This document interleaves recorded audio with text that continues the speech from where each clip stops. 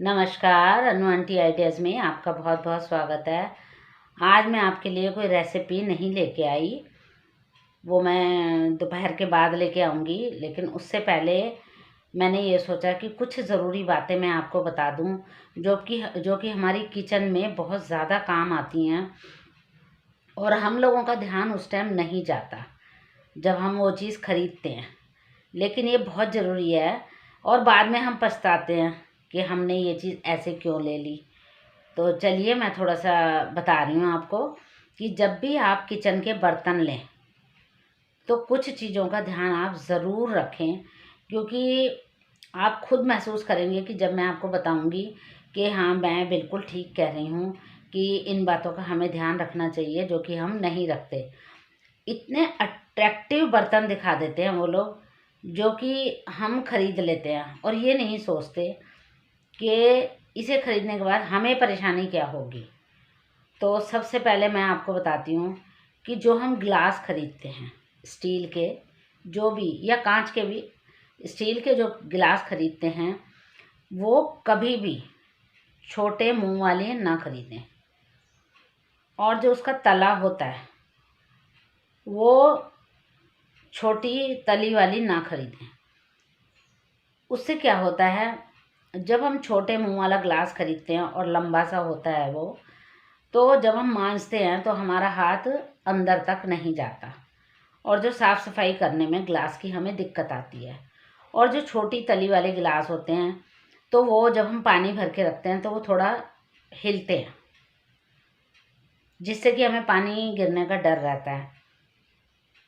तो आप हमेशा ध्यान रखें कि जो गिलास लें तो चौड़ी तली वाला और चौड़े मुंह वाला, बाकी बीच में शेप जैसी भी हो वो चलेगी। उसके अलावा क्या है, आप चम्मच जब खरीदते हैं, स्पून खरीदते हैं जब, तो आपने देखा होगा उसकी जो हमारी पकड़ने की जो डंडी होती है उसमें पीछे की तरफ एक लंबा सा कट लगा होता है। तो नए नए में तो हमें पता नहीं चलता, लेकिन धीरे धीरे धीरे धीरे उसमें मैल जमनी शुरू हो जाती है, जो कि थोड़े टाइम बाद बड़ी गंदी लगती है। क्योंकि आजकल चाहे हम हों चाहे काम वाली हों, कोई भी इतनी गहराई से उसकी साफ़ सफाई नहीं करता। तो स्पून जब भी लें आप प्लेन लें और थोड़ा सा बड़े साइज़ का लें। बच्चों के हिसाब से बच्चों का, छोटों के हिसाब बड़ों के हिसाब से बड़ों का, और बच्चों के हिसाब से बच्चों का छोटा स्पून लें। तो अगर हम प्लेन डंडी वाला स्पून लेते हैं तो उसमें मैल नहीं जमेगी और साफ़ सफाई करने में भी हमें दिक्कत नहीं होगी। ऐसे ही हमारा जो कड़छी होती है जिससे हम सब्जी हिलाते हैं, तरी वाली सब्जी बनाते हैं, तो उसमें भी आप इस चीज़ का ध्यान रखें कि आप बिल्कुल प्लेन डंडी वाली ख़रीदें, ताकि उसमें मैल ना जमे और जब हम सब्जी बनाते हैं तो उसमें वो मैल ना जाए। अब आ गई हमारी प्लेटों की बारी। आप जब भी प्लेट खरीदें तो इस साइज़ को ध्यान में रख के ख़रीदें कि हमने कम से कम इसमें 2 कटोरी या 3 कटोरी, साइड में चावल और चपाती और थोड़ा सा अचार, छोटी कटोरी में या जैसे भी, तो इतना उसका साइज़ होना चाहिए। क्योंकि जब हम ख़रीद लेते हैं वो छोटी होती है, तो जब हम खाना सर्व करते हैं तो कटोरियाँ हमारी बाहर रखनी पड़ती हैं, चावल और चपाती उसमें रहती हैं, तो वो अच्छा सा नहीं लगता। अगर एक प्लेट के अंदर ये सारी चीज़ें आती हैं और हम खाना सर्व कर रहे हैं तो बहुत अच्छा लगता है। तो इसके बाद आ गए हमारे पतीले जिसमें हम दूध गर्म करते हैं। तो जिसमें हम दूध गर्म करते हैं तो आप ये सोचेंगे कि ये तो बड़ा अट्रैक्टिव है पतीला, ये तो बड़ा सुंदर है, ये वाला ले लेते हैं। लेकिन उस पतीले को ख़रीदने के लिए हमें जो बात विशेष ध्यान रखनी है वो है पतीले की तली हमेशा मोटी लेना, ताकि हम अगर उसमें दूध उबालते हैं तो वो जल्दी से जले ना। और जब भी दूध उबालें पहले आधा कटोरी या 1 कटोरी उसमें पानी डालें। पानी डालने के बाद अगर आप दूध डालेंगे तो वो दूध नीचे तली में नहीं लगेगा और ना हमारा दूध का नुकसान होगा। ऐसे ही कढ़ाई है, कढ़ाई को जब आप लेते हैं तो उसके हैंडल जो होते हैं उसमें आप ये देखो पकड़ने में कितनी दिक्कत होती है। तो उसके हैंडल ऐसे होने चाहिए जिसमें जैसे फ्राई पैन वगैरह में होता है वो ब्लैक सा, वो पकड़ने के लिए, या उसके ऊपर कुछ ऐसा हो जिससे हमें वो गर्म ना लगे। ऐसा कढ़ाई में आप इस चीज़ का ध्यान रखें। और तली भी हमेशा बड़ी लें, मोटी लें। कढ़ाई जो है थोड़ी सी बड़ी लें। और अगर आपको छोटी कढ़ाई की ज़रूरत है तो आप ये देखें, जब आप छोटी कढ़ाई ले रहे हैं तो वो ज़्यादा गहरी ना हो, फैली हुई हो। और जब हम लोहे की कढ़ाई ख़रीदते हैं तो वो फैली हुई हो, क्योंकि अधिकतर हम क्या करते हैं उसमें हम फ्राई करने का काम करते हैं। तो फैली हुई अगर होगी तो पूड़ियों का स्पेस थोड़ा ज़्यादा हो जाएगा। और अगर हम छोटी गहरी सी लेंगे तो उसमें एक दो पूड़ी आएंगी। तो इस चीज़ को आप ध्यान में रखना जब आप कढ़ाई ख़रीदते हैं। अब वैसे तो हमारे जो रसोई में होते हैं बर्तन बहुत सारे होते हैं, और सब चीज़ों का हमें ख़रीदते टाइम ध्यान रखना चाहिए। और आप ये देखें, जब भी आप ख़रीद रहे हैं, अगर स्टील के बर्तन ख़रीद रहे हैं, सबसे पहले आप चुंबक लगा के देखें, ताकि हमें बाद में पछताना ना पड़े कि इसमें जंग लग रहा है या ये लोहे की निकल गई है, इसमें प्योर स्टील नहीं है। क्योंकि बर्तन इतने महंगे हो चुके हैं कि हमें इन चीज़ों का ध्यान रखना है।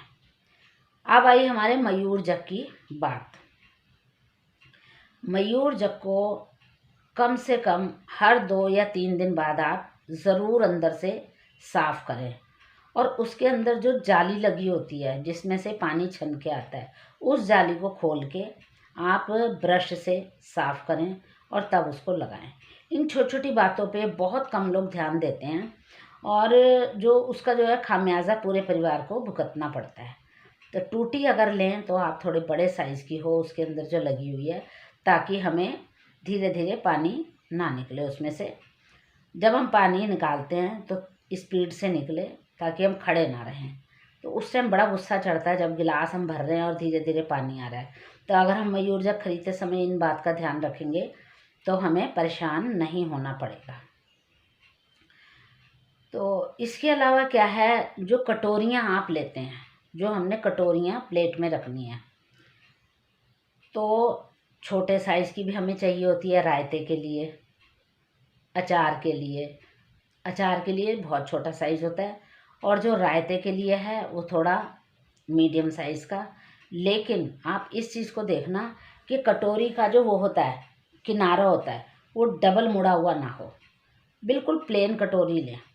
जो मुड़ी हुई कटोरी होती हैं तो उसमें क्या होता है, मैल जमती चली जाती है।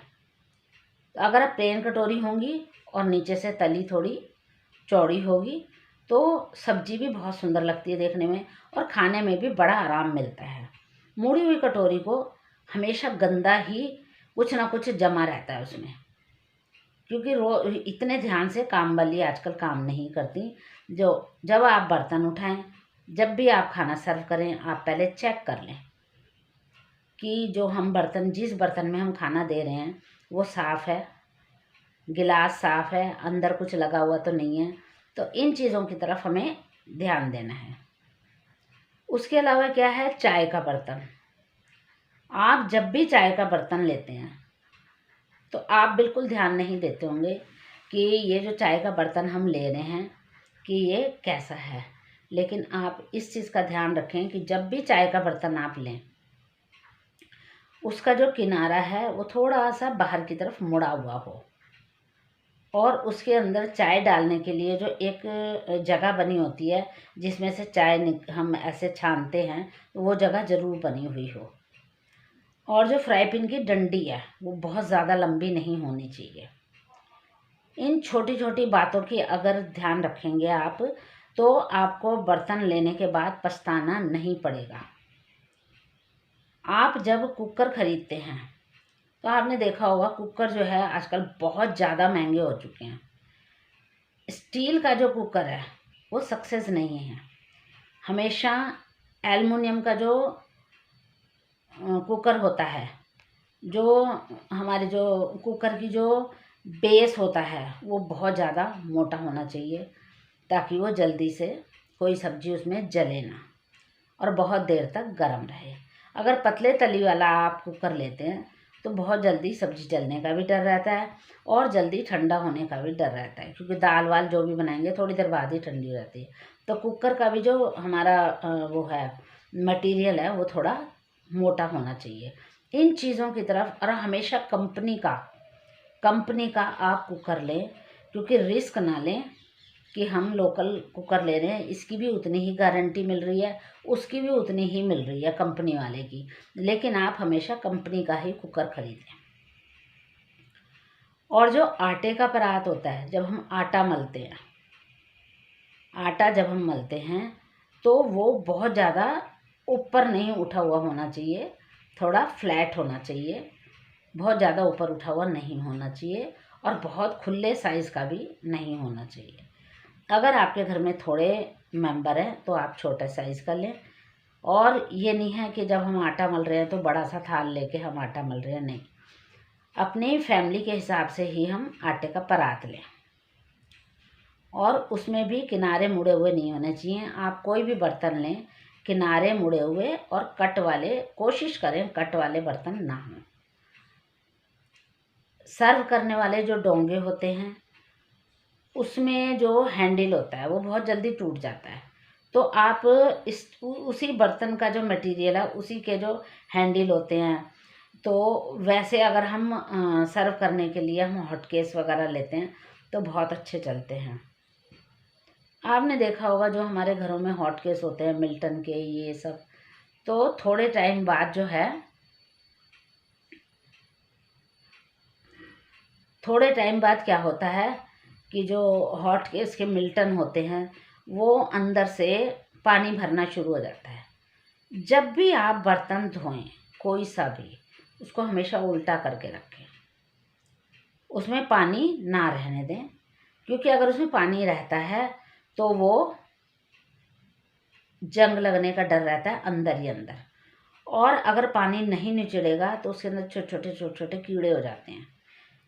ये बहुत गहरी बात है। हॉट केस में अगर उस स्टील के बेस से अंदर पानी चला गया तो बहुत ज़्यादा हार्मफुल होता है। तो आप इस चीज़ का ध्यान रखें। जैसे ही हमने हॉट केस यूज़ करा फिर हम उसको उल्टा करके रख दें, और ऐसे ही उसका ढक्कन धो के उल्टा करके रख दें, और जब भी हम ये हमारा सूख जाए तो उसको पोंछ के रखें, ताकि जब हम दोबारा यूज़ करें तो वो सूखा हो बिल्कुल। तो ये आज मेरे को ऐसी ध्यान आया कि ये जो हम बर्तन खरीदते हैं तो हमें कैसे खरीदने चाहिए, ये मैं अपने वेल विशर जो मेरे हैं सब, उनको थोड़ा सा गाइड करूं।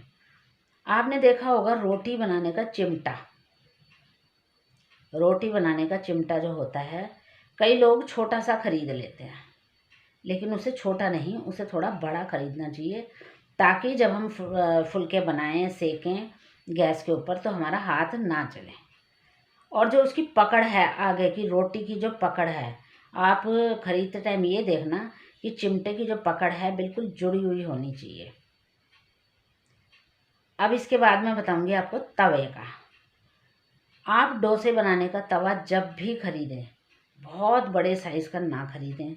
उससे क्या होता है, जो हमारा गैस का फ्लेम है वो सिर्फ बीच तक, जहाँ तक जाता है वहाँ तक तो वो तवा ठीक रहता है, बाकी उसके जो बाहर के किनारे हैं, अगर आप बड़ा खरीद रहे हैं तो वो सारे जलने शुरू हो जाते हैं धीरे धीरे धीरे धीरे। तो इसलिए जो फ्लेम है आपका, जो मीडियम साइज़ का तवा होता है, आप वही खरीदें। ऐसे ही जो हम रोटी बनाने का तवा खरीदते हैं वो थोड़ा भारी और छोटे साइज़ का होना चाहिए, ताकि चपाती हम छोटी छोटी सी बना के अपने जो हमारे फैमिली मेम्बर हैं उनको दें, या जो आने वाले हैं उनको दें। बहुत बड़ा तवा होता है तो उसके किनारे जलते ही जलते हैं, चाहे वो लोहे वाला हो और चाहे वो डोसा बनाने का हो। तो आप इस चीज़ का ध्यान रखना। अगर आपको मेरी ये बातें अच्छी लगी हों, या थोड़ी सी लगे आपको कि हाँ ये बिल्कुल सही बात है, तो आप थोड़ा ध्यान देना, और लाइक करना, शेयर करना और सब्सक्राइब करना बिल्कुल ना भूलें। तो आपका बहुत बहुत धन्यवाद। Thank you.